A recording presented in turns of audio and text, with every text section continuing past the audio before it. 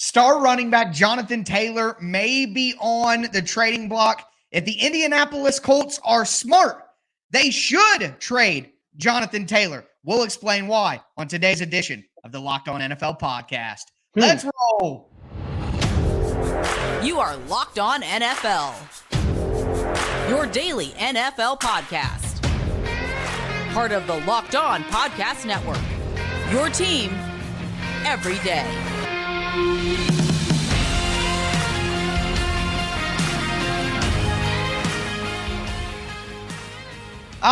Welcome in to a Thursday edition of the Locked On NFL podcast. I am one of your hosts, Tyler Rowland, local expert for Locked On Titans at Tic Tac Titans on Twitter, here with my co-host Alex Clancy, local expert at Locked On Cardinals at Clancy's Corner on Twitter.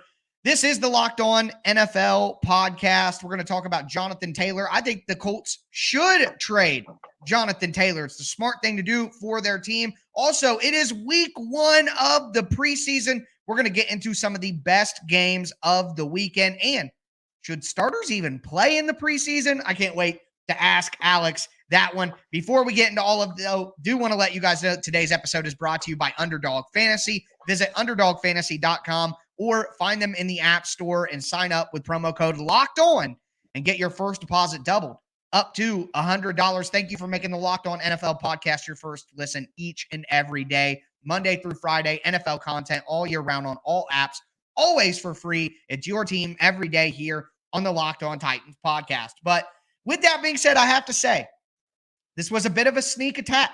I don't know if Alex agrees with my heavy take coming out of the gates here on the show, but I'm going to lay it down and let him react. We talked about Johnathan Taylor and some trade targets or some trade options, I guess, for Johnathan Taylor last week. And Alex, we were ahead of the curve because now there is some speculation that that trade may actually take place. Johnathan Taylor this week left the team to go do rehab on his ankle, which we heard it was a back injury that he was dealing with, but now it's the ankle injury that affected him last year. And I am going to put my tinfoil hat on here, and I'm not the only person laying down this theory, but I absolutely do think it's the case.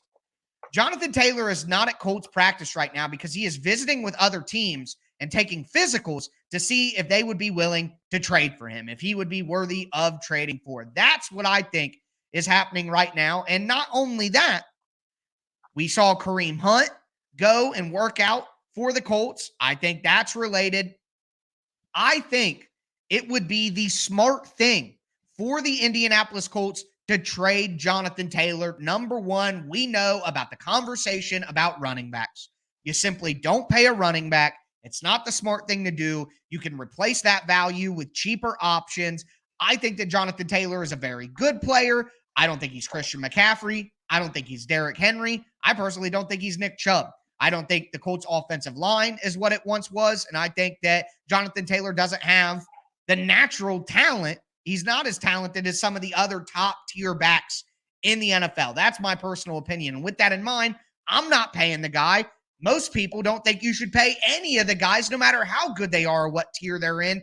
And I'll say this, the Colts are better to be as bad as possible this year. They need offensive line, whether it be Fashanu from Penn State, Joe Alt from Notre Dame. There's a good tackle from Alabama who's slipping my mind right now. I'm sure one of our listeners can double check. Latham, J.C. Latham from Alabama. There's a ton of really good offensive tackles in the draft.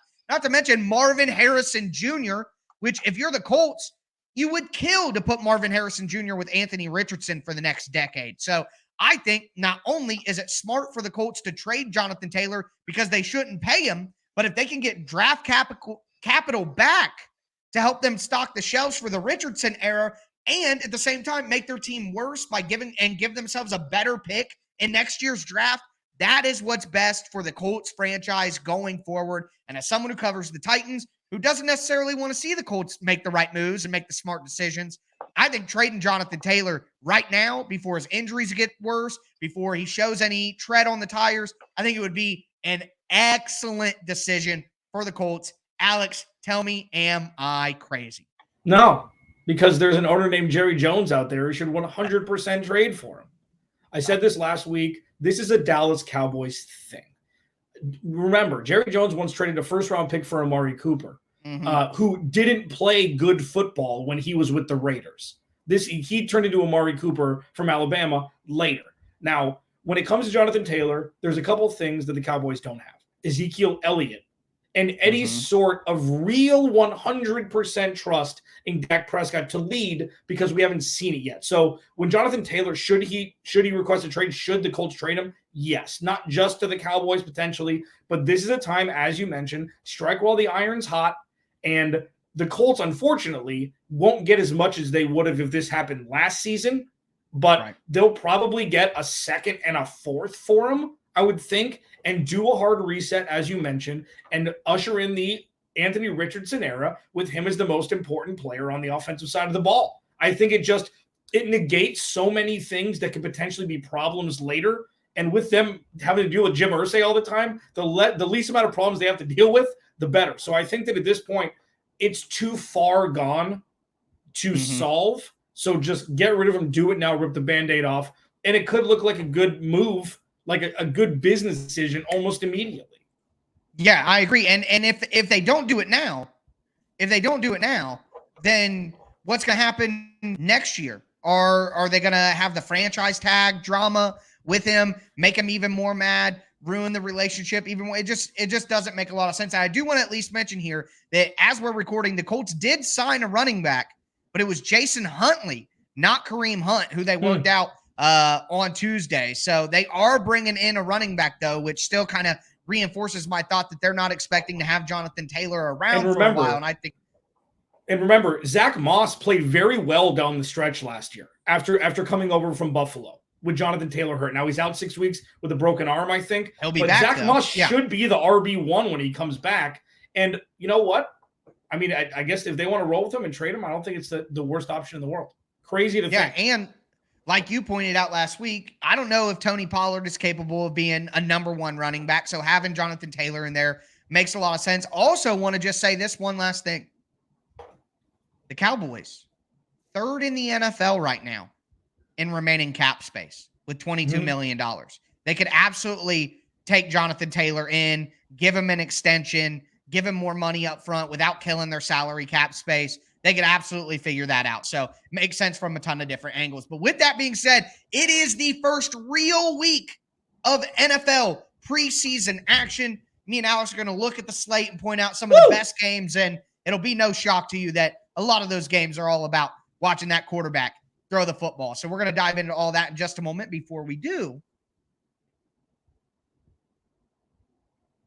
want to let you guys know that today's episode is brought to you by Underdog Fantasy. August is here, and you know what that means. The official start of fantasy football drafting month. Get championship ready for your home league by trying out Best Ball on Underdog Fantasy. Look, guys, it's so simple. All you do is one live snake draft. We've all done that before. And then there's no waivers. There's no trades. Underdog is going to set your best lineup for you every single week automatically. Try it out with Underdog's Best Ball Mania tournament. The largest fantasy football contest of all time is back and even bigger. They're going to have $15 million of total prizes up for grabs and an absurd $3 million going to the winner. Last year, the guy who won the winner drafted their team in July. So don't wait around. Visit UnderdogFantasy.com or find them in the App Store. Sign up. Use the promo code Locked On. That's one word, Locked On, to get your first deposit doubled up to $100. That's Underdog Fantasy. Promo code Locked On.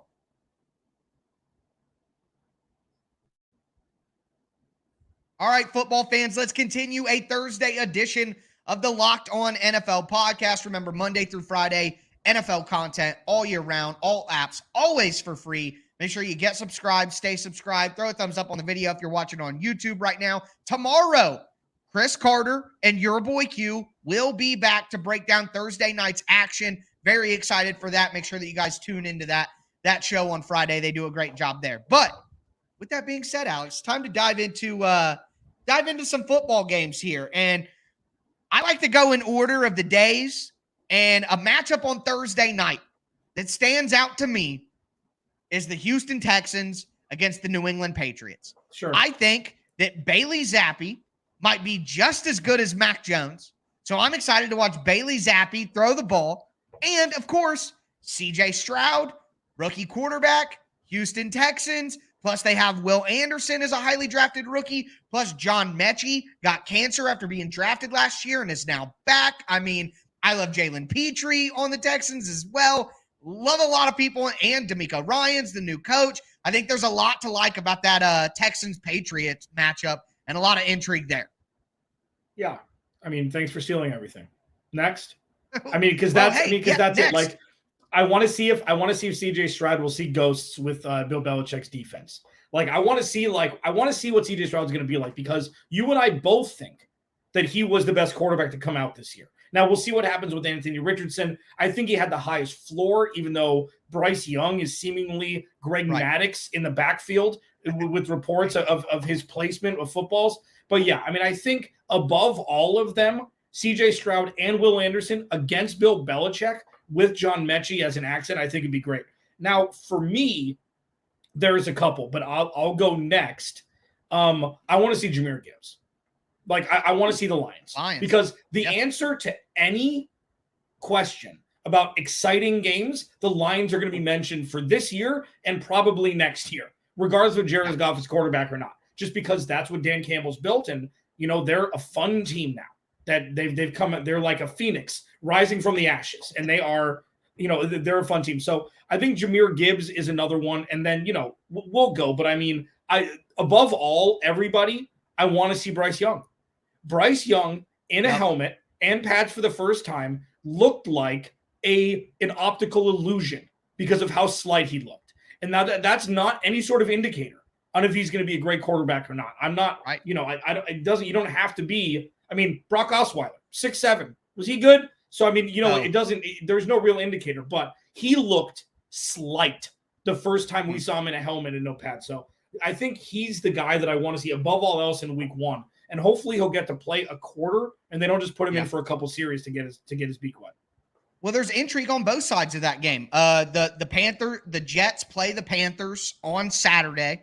Obviously, Zach Wilson is going to be somebody to watch. It's like we don't expect him to play, obviously, over Aaron Rodgers, but there's still a ton of intrigue there with Zach Wilson as a player. We talked about it with the Hall of Fame game last week. So want to see Zach Wilson across from Bryce Young as well. I agree with you there. Another matchup that's very interesting to me. The Pittsburgh Steelers and the Tampa Bay Buccaneers on Friday night. Is Kenny Pickett going to play? I'm not big on Kenny Pickett, so I'll be curious to see how he works. The Steelers' offense had a ton of problems. They made some changes. They didn't change the offensive coordinator, Matt Canada. I know a lot of Steelers fans who were really hoping that he would be gone. He's not. So how does Kenny Pickett look? And then on the other side, that's, a quarterback battle with Kyle Trask and Baker Mayfield. I saw a report Baker Mayfield is going to play in the game. So seeing Trask versus Mayfield and them battle it out there, I think there's some intrigue there for the first week of the preseason. Yeah. See, the thing is with Kenny Pickett, he looks like he'd be a good NFL quarterback. Like, if you're like, okay, Kenny Pickett 3 years from now is a Pro Bowl, you'd be like, yeah, I see it. It's the Steelers. They've got the good run-first offense, good defense. They've got good pieces around him with George Pickens and Deontay Johnson. Deontay Johnson is probably number 2 to most underrated wide receiver in the NFL with sheer volume, even though he didn't have many touchdowns last year. He had a down year, but he's good. Yeah, Pittsburgh intrigues me. But, I don't know. Like, because you can go a couple different ways with games you want to watch. Like, you're not looking for offensive linemen. Okay. You're not looking for defensive tackles. Like, you could say the Eagles and see Jalen Carter, see what he can do. He's been running roughshod all over camp through reports. Like, watching Bijan Robinson isn't going to interest me. He's a great running back who does what other great running backs do. Like, when I go back to Jahmyr Gibbs, I want to see something I haven't seen before. Like, I want to watch Jordan Addison. I want to watch guys like that who are going to make you jump out of your shorts when you watch him play. But there's just so many in week one. There's so many storylines that haven't developed yet, that we don't know about yet, that week one will unveil for us moving forward.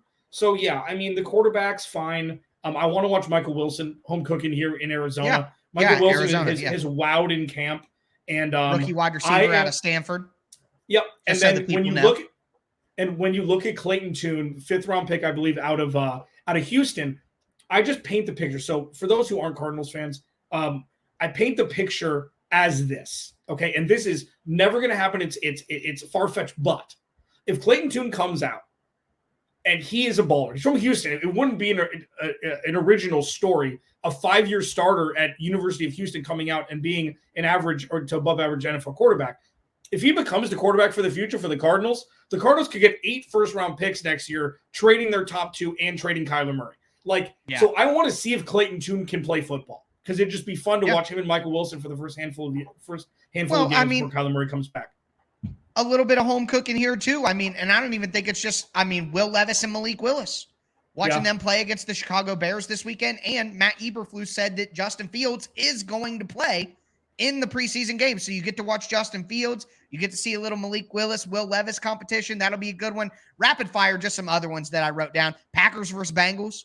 If you get a little bit of Jordan Love, and then whoever Burrow's backup is, Trevor Siemian, Jake Browning, Reed Sinnett. I mean, who's going to step up there? Burrow has to miss games. And then Commanders Browns. The Howell experience. I don't know how I feel there about Sam Howell. And then Deshaun Watson is going to play in that game as well. And I think Watson really needs a bounce back preseason to kind of set the vibes right for this year after a struggle in his first year back. But with that being said, we are going to move forward in today's show. We've talked a lot of preseason. The question is, would you play your starters in the preseason? Head coach Alex Clancy. We're going to ask that question and answer that question in just a moment.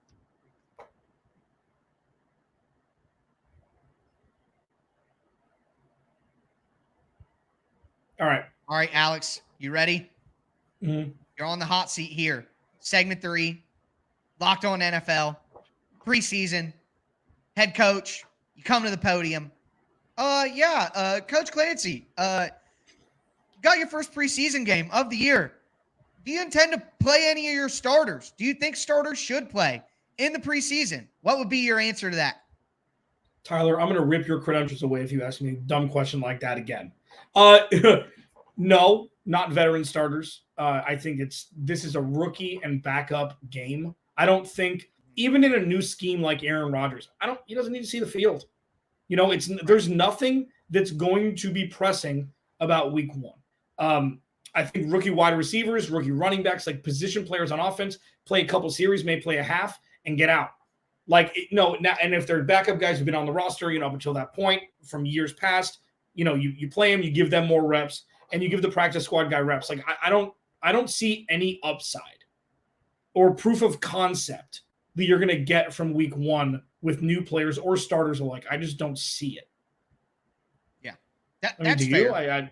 Yes. I think they should play. At least that the old tradition of letting the starters play like the first quarter or the first half of the third game, I think it's necessary. You can't get ready to play football unless you play football. And I'm from old school football background, dad coaching, play up, down, slap your belly and growl, stuff like that. So Peter Bukowski, Locked On Packers, always makes fun of me when I get into this old school football guy mode, but I do think, and maybe I'm jaded. The team that I cover, the Titans, have historically struggled under Mike Vrabel in week 1. The Titans have come out and lost week 1 a few years in a row, and I think a lot of the reason for that is the Titans want to play a physical style of football that you cannot replicate without actually playing against other teams. You can't replicate it in joint practices. You can't replicate it in training camp. So I think that you do need to play football to get ready to play football. And while some teams can afford to not do that and just come out and play, I think a lot of teams can't afford to do that. And I think they set themselves back in the first month of the season when there's a market inefficiency there. We always talk like the season doesn't start until the first month of the season is preseason, blah, blah, blah, all that. Well, you could really capitalize on that if your guys are ready to play. And I think that the Titans are a team that suffers because they don't play anybody of value in the preseason, and then they come out and get blasted early in the year. And I think that's just obviously it's the team I cover. It's the team I see the most of. So again, maybe I'm jaded and biased from the results there. Maybe there are other teams that hasn't gone that way, but I think that there are more examples than not of teams that need to play their starters a little bit in the season, especially like offensive line play. I think it's just so hard to replicate any of that. So I would say, yes, they do need to play some, but I agree with you that generally it's individual case by case and situation. I'm not playing Aaron Rodgers as an older quarterback or, you know what I mean? But yeah, overall, generally speaking, I do think that the starters need to play some in the preseason. Yeah. So it's a total chicken of the egg scenario. It totally is, because there's nothing gained existentially at the time for playing starters in the preseason. Okay, sure. You get rolling in the regular season. That's fine. Like Tyler, with 17 games, okay, the season isn't won in the first month. That's the feeling out period anyways, especially with player movement now. It can be lost. It can't be. You go 0-3, you go 0-4. The odds are not good for you.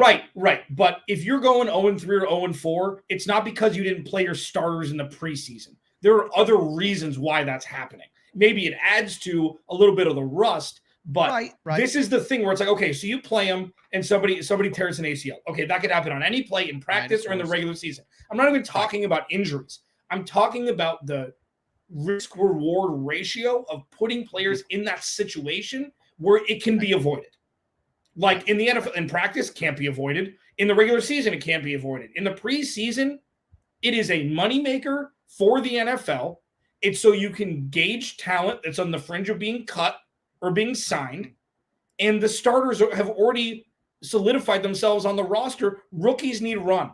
And that, unfortunately, because they're young and because they've never played in the NFL before, every snap is meaningful for them. But for people who've already substantiated themselves on the roster, it doesn't even need to be stars. I don't see the risk-reward ratio putting them in a position to where just to be ready for week one, they could subject themselves to injury when it can be avoided. I feel like that is the main factor as to why they shouldn't play. But I get it. Like, I'm not like full Sean McVay. Right, it's a valid argument. It's like, ain't no way. Nobody's playing. We're waiting for week one, bubble wrapping it. Bubble wrapping is not the worst case scenario. Like, it's not like they shouldn't play, but everybody starts to play. It's the antithesis of that. It's like, you know what? You're protecting your players by not throwing them out there. And yeah, there'll be a little rust for 2 or 3 quarters or a game, 2 games, whatever. It's not basketball. It's not hockey. There's no absolute cohesion necessary. It's chess. So I don't know. That's me, but I see your side as well. It's a total chicken and the egg scenario. Right. Absolutely. It's a double-edged sword. It's whatever cliche that you want to use. There's arguments on both sides, I understand. And honestly, I'm happy that we, represented both sides of the logic on either side. If you're watching on YouTube, let us know down below. Would you play your starters in the preseason? But with that being said, that's going to do it for a Thursday edition of the Locked On NFL podcast. We're getting closer and closer and closer to the regular season. Make sure you stay locked in here to the Locked On NFL podcast. We're going to get Monday through Friday NFL content all year round, always for free. That's going to do it for us today. As I always say, though, start your weekend early, folks. Little Thursday action for you. And, of course, stay safe out there.